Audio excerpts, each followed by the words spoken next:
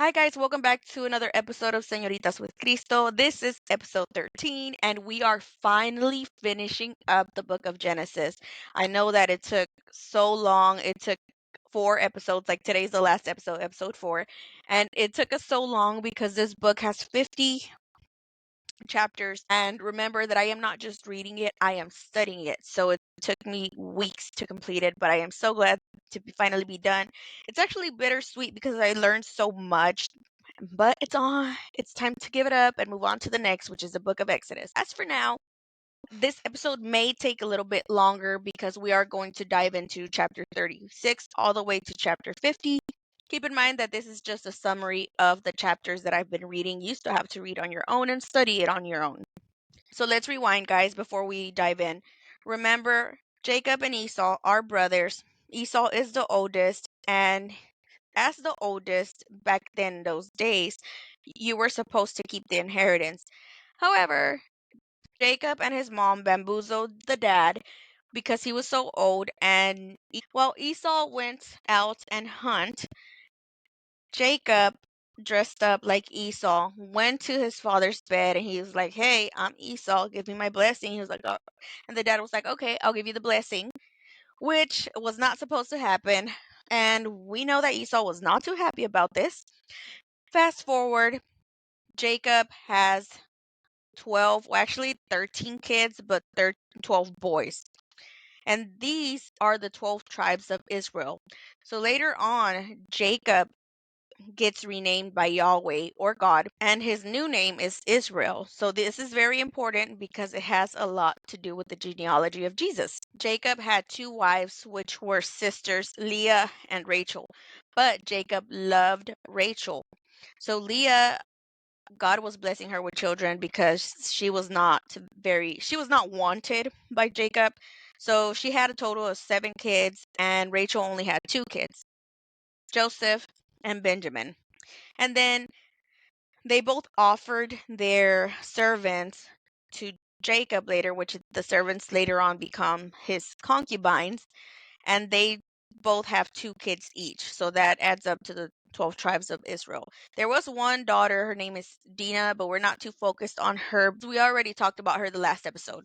Chapter 36 talks about the descendants of Esau, and I'm not going to speak about that because it's a little bit long and some names are very confusing. As for chapter 37, it talks about Joseph and his dreams. So remember that Rachel was the favorite wife of Jacob. Joseph was the oldest of her sons because she only had 2 boys. Well, Jacob did not hide the fact that he loved Joseph so much. He was like, I don't like any of y'all. This is my favorite boy. He's my son. He's my favorite. And well, obviously, the brothers were not too happy about that. It didn't help that Joseph had a dream. He had 2 dreams. I can't remember one dream, but for sure I remember one where he told the brothers that they were going to bow down to him in that dream, and he was basically ruling. So the brothers didn't take that too lightly. On top of that, Jacob gave Joseph some kind of cloak, like a coat. It's not confirmed if it was like a colored coat or if it was just a long sleeve coat. Well, the brothers were very thrilled, and that's just me being sarcastic. So they plotted on killing Joseph. They were like, we got to get rid of him because he's doing the most. And Reuben was the oldest son ever, like the oldest from Leah, but he was actually the oldest from all of them.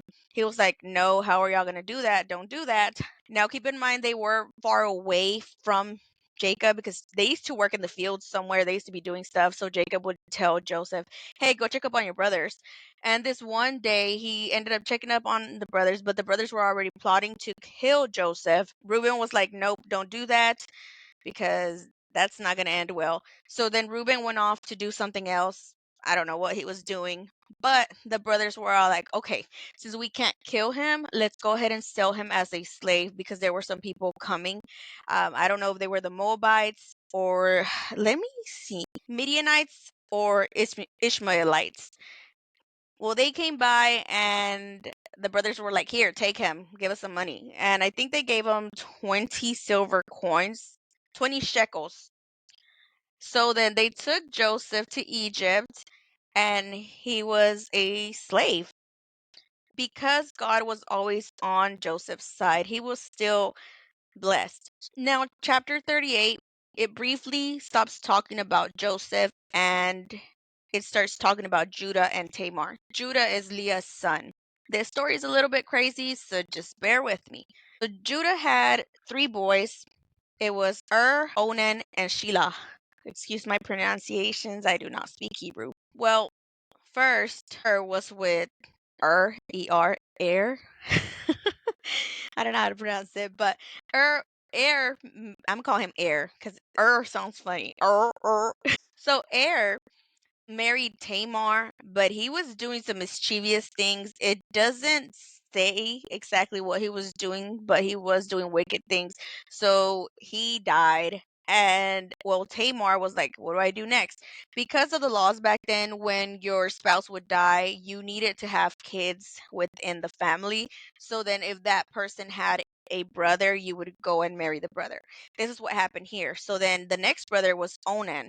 Now, Onan, he married her and they were having intercourse, sexy time, but he was spilling his sperm on the floor so that she won't get knocked up. But the Lord knew about this because you can't hide that from him. And I don't know how many times he did it or, it doesn't specify as to exactly how long he did this, but the Lord found this very wicked and he was like, nope, you're gone. So then he died. And then the last kid was Shelah. So Judah was like, no, I don't want to give Shelah to Tamar because my two boys died and he's my last boy. I don't want him to die. So he told Tamar, "Hey, go back with your family, like go to where you came from and just wait. Once Sheila is older, then I will gladly give him to you." But he did not follow through. Time passes and Judah's wife actually ends up passing away. So they were in some kind of sheep. It's called a shearing sheep, which is like a springtime feasting celebration going on as well.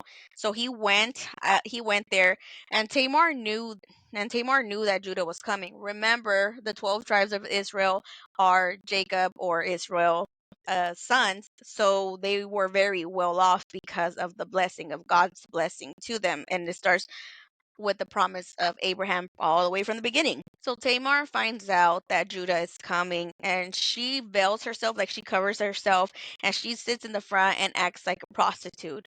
So remember that Judah's wife already passed at this time, so I guess he had some needs. He's a human, he's a man, and he told her, thinking that it was a prostitute, not knowing it was Tamar. He was like, "Hey, come on, I want to have sexy time with you," and she was like, "Well, you got to pay up." And he's like, "Well, I can pay you with a goat." She's like, "I don't want to go. I want something else that's meaningful, that's worth something. I want your seal and your staff." A seal, it's kind of like, think of it like a notary stamp. It shows who it belongs to, except that they used to use it with clay, which is pretty cool. If you Google it, you'll find some images. I'm very curious, so that's why I know. And then the staff it's a custom staff for everyone, like the top people, the tribe people. So that's how you would know that it was Judah's staff. He was like, all right, cool, hold on to them while we do the nasty. They went and they did the nasty, and then I don't know exactly what happened, but she still had the veil on because he still didn't know that that was Tamar. And I don't know if she left first or what, because again, it does not specify. So she leaves, and Judah's looking around. He's trying to find her, and he's like, hey, where is she? Like, I need my stuff back. Well, people are all like, who are you looking for? He said, this prostitute. They're like, there's no prostitute here. So they just left it at that. Some time passes, and I'm assuming by this time Judah's already back home. And someone snitches on Tamar because they find out that she's pregnant. So they go and tell Judah, oh, girl's pregnant. Remember, she was supposed to be saved for Sheila. So that was like a whole sin right there. And he was like, well, that's like a capital offense. So he's like, well, burn her to death. And then she's like, no, no, you can't do that because guess what? These are your kids and I have proof. She showed the seal, she showed the staff, and Judah was like, she's more righteous than I am because technically I was supposed to give her my son, but I didn't want to let him go. So that happened. And so she was pregnant with twin boys, and she named them Well, they named him Perez and Serah. Chapter 39 goes back to Joseph. So at this time, remember, Joseph was still blessed by God. He was working for Potiphar. Potiphar was one of Pharaoh's officials. Since since Joseph was very blessed, Potiphar was like, you know what, just take care of my house, like inside the household. Do what you need to do. Potiphar's wife was eyeing Joseph and she was like, I want him. He was young and handsome. It does say this here. It says, now Joseph was well built and handsome. And after a while, his master's wife took notice of Joseph and said, come to bed with me. But he refused. With me in charge, he told her, my master does not concern himself with anything in the house. Everything he owns, he has entrusted to my care. No one is greater in this house than I am. My master has withheld nothing from me except you because you are his wife. So he told her off. He was like, yeah, I'm not doing that. And she said, whatever. Time passes by, and there was this one time where he had to go do something in the house because he was very scared. Like he didn't even want to go inside the house. He just wanted to be as far away as possible from her. Rightfully so, because that was a huge punishment back then. So time passes, and one day he had to go inside the house. I don't know for what. He had to do some kind of, what did he have to do? Let's see. He had to attend to his duties, so he had to go back inside. And the woman, the wife, Potiphar's wife, catches him. She catches him by his coat or his cloak, and she's like, hey, you're coming to bed with me right now. I want you right now. And he was like, no, get away from me, woman. So she ends up taking off the cloak and he just ran. He ran out the house, and she was like, look, what? She was so offended because he rejected her a second time. So she was so mad because of this, and she started lying, saying that Joseph was trying to sleep with her.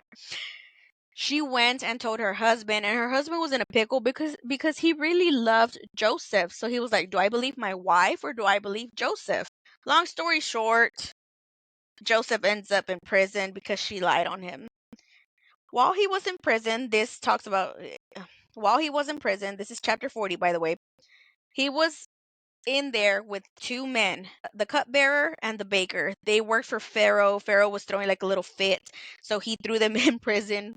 And they both have had different dreams.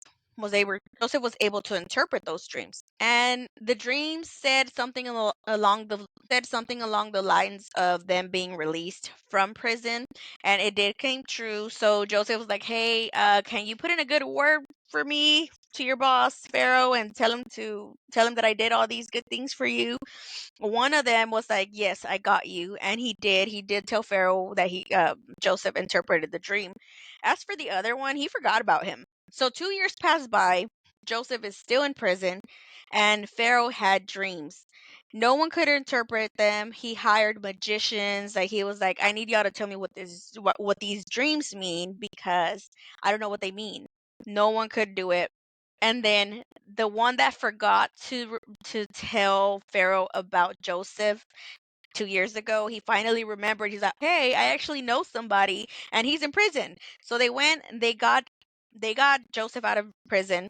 This is in chapter 41, by the way.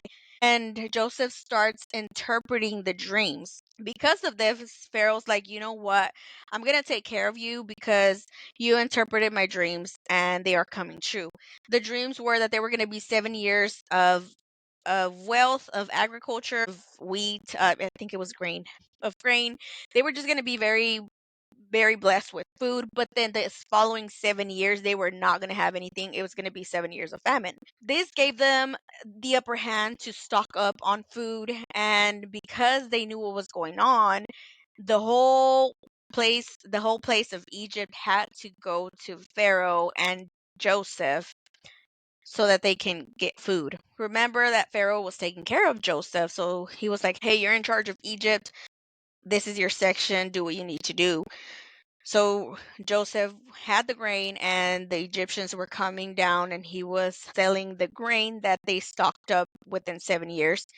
And remember about the dream that Joseph had that his brothers were going to bow down to him? Well, it ends up coming true. So, chapter 42, Jacob is Joseph's dad. He thought that Joseph was dead because of the brothers.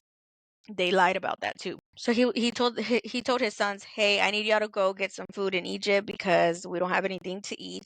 But I am not gonna let you take my son Benjamin because Joseph is already dead. Like I can't lose him. Remember, those two boys were from Rachel, which he loved so much." So the boys went to Egypt, and Joseph recognized them immediately. However, it's been past some time, so the brothers did not recognize Joseph. Joseph did speak the Egyptian language, so they needed like an interpreter. And he was like, "You're probably spies. I don't know who you are. What are you doing here?" And they're like, "No, we just came to buy food. Our father sent us to buy food." And he said, "Nope, I don't believe you." Joseph started playing mind games with them. He was like, "Do you have another brother or is there someone else?" Which, mind you, he already knew about Benjamin. It's just that he wanted to confirm if he was alive or if the dad was alive. So they were like, "Yes, we have our youngest brother, but my father didn't let us bring him." And he's like, "Well, you need to bring him. If not, I'm going to assume that you are spies." So they were like, "Well, okay, we can do that." And because Joseph was like, "Don't even show up here if you don't even bring Benjamin. I don't even want to see y'all." And he ended up holding off Simon. Like, Simon w- was in prison for some time as collateral. He was like, "He's going to stay with me. Y'all go back to your town and go get Benjamin. Once you have him, come back, and then I'll let your brother go." I don't know how long it's been, but then chapter 43 talks about Jacob saying, "Hey, I need y'all to go back and get some more food." Well, the brothers have already previously told Jacob, "We need to get Benjamin and go back. If not, we're not going to be able to show our faces to Egypt." Well, they ended up convincing Jacob to let Benjamin go back with them to Egypt to get food. And Joseph and Jacob was like, "Take some money and make sure to give Joseph his money back because." But they didn't know that it was Joseph. They just thought it was some random dude. But I'm calling him Joseph just so that you guys are able to memorize what I'm saying. Joseph was trying to play mind games with them. He put the coins back in their sacks, like the coins that they used to pay up for the grain. He put it back in the sacks and he was like, let me see if they are trustworthy. Or maybe it could be that he was just being kind, but because of the other mind games, I'm sure it was because he was trying to see if his brothers changed. So, because of this, in chapter 43, Jacob talks to his sons and he's like, "Hey, take that money back and then get some more money so that you can pay off the grain because we are not thieves in this household." So they went, and Joseph saw Benjamin. Imagine seeing your little brother after so long and you can't even show your emotions because your other brothers don't even know who you are. So he ran somewhere private and he started weeping. He started crying. He was like, "Oh, my brother's alive." Well, Joseph was like, "Okay, let's make them a meal." He sends his servants to cook for them. Chapter 44 talks about, they eat and whatnot. The boys were about to leave, which his brothers, they were about to leave. But Joseph told his steward, which is like kind of his servant, I'm not too sure. But he told his steward, like, "Hey, let's play a little mind trick on them. Get my silver cup and put it in one of their bags. Put it in Benjamin's bag. I want to see what happens." So he does that, and the boys end up leaving, but they were not too far just yet. So the store goes back, and he's like, "Hey, my boss can't find his cup. I need to check your bags." And they're like, "Yeah, we didn't take anything." So they open up the bags, and guess what? The cup is in Benjamin's bag. Because of this, the boys were freaking out because remember that Jacob loved that son so much since he thought that Joseph was dead. So they were like, "Please don't take him." And Judah was like, "I'll go in his place to jail. Like, please don't touch Benjamin because my dad will lose his marbles." So after this, I guess Joseph couldn't keep up with the lies anymore, and chapter 45 talks about how he finally lets them know, "Hey, it's me. I know that y'all tried to do something bad to me, but God turned it into something good because look at me and look at me now and look what I have now." The brothers were pretty shocked, obviously. Joseph just played mind games on them, but it looks like they did change, so that was a good thing. And Joseph ended up telling Pharaoh about this. Pharaoh was like, "Hey, bring your family over here. Like, I got y'all." They can live over here. They don't even need to bring their belongings because they don't even have good belongings. I'm gonna give them the best of the best in Egypt. The boys went back and told their dad Jacob. Jacob was in disbelief. By the way, Jacob was super old already. He was not meant to be traveling at that age, but he still went anywhere. He still went anyways because he knew that Joseph was alive. Chapter 46, it talks about how Jacob goes to Egypt. And dude, this scene was so it was bittersweet. So, chapter 46 talks about how Jacob, or Israel, however you want to call him, he finally goes to Egypt. Right here, this is very important because Egypt, remember Moses in the book of Exodus, he gets the Israelites and he frees them from Egypt. So, this is how it all plays out. In chapter 46, verse 7, it says, Jacob brought with him to Egypt his sons and grandsons and daughters and granddaughters, all his offspring. This is significant and sets up Israel's freedom from Egypt in the book of Exodus. So I want you guys to remember that. Chapter 47, this was so bittersweet, guys, because I could just picture it in my head. Joseph and Jacob finally get reunited. It's been past 20 years, I believe, and they both cried. I'm sure I even wanted to tear up and I wasn't even there. But they were crying and they were so happy that they finally got to see each other. Now remember that Jacob was already very old. And by this time, Jacob, Joseph and Pharaoh, they agreed that Joseph's family was going to have the best of the best, like the best land and all these things because Pharaoh really appreciated Joseph. But see, this is where Joseph kind of messes up. In chapter 47, Joseph is very generous with his family who did him wrong instead of the people who welcomed him, the Egyptians. He was like, remember, the famine was still going on. So he was telling the Egyptians, you can buy from us. And the Egyptians were like, well, we don't have any more money. Like, we gave you all of our money. What else can we do? He was like, okay, we'll give you your livestock and you could still buy some grain. So they were like, okay, they did that. And then they ran out of livestock and they were like, well, what do we do now? So Joseph said, well, give me your farmland in exchange for the food that you need. And the Egyptians were so grateful. They didn't, I mean, obviously, I'm pretty sure they did not agree with what Joseph was doing, but they were still very grateful because they were able to survive and to eat. Chapter 48 talks about Joseph's two sons. It looks like he only had these two boys, Manasseh and Ephraim. Before Jacob passed away, which is his dad, he was like, hey, I'm going to bless your boys. Bring them over here. And he was like, okay. So Joseph lines them up to, I believe the oldest one was Manasseh, and he lined him up so that he could get the blessing first because he was the oldest. And then Ephraim was on the other side. Jacob, being so old, he knew what he was doing. He actually switched the blessing and he was like, well, it's going to be Ephraim who's going to keep the blessing. And he was the youngest one just to continue the tradition of what they had already because Esau was Jacob's brother, remember? He was supposed to get the blessing. Jacob, the youngest one, deceived him. So it's kind of like an ongoing thing. And then chapter 49 talks about Jacob blessing his 12 tribes, his sons, but some of them were curses. So Reuben gets cursed, Simon and Levi get cursed because remember what they did? Reuben slept with Jacob's concubine in the other chapters. And then Simon and Levi, they had like a whole massacre. They killed everybody in this one town because this person molested their sister Dinah. And Jacob was not okay with that. He was not okay with killing.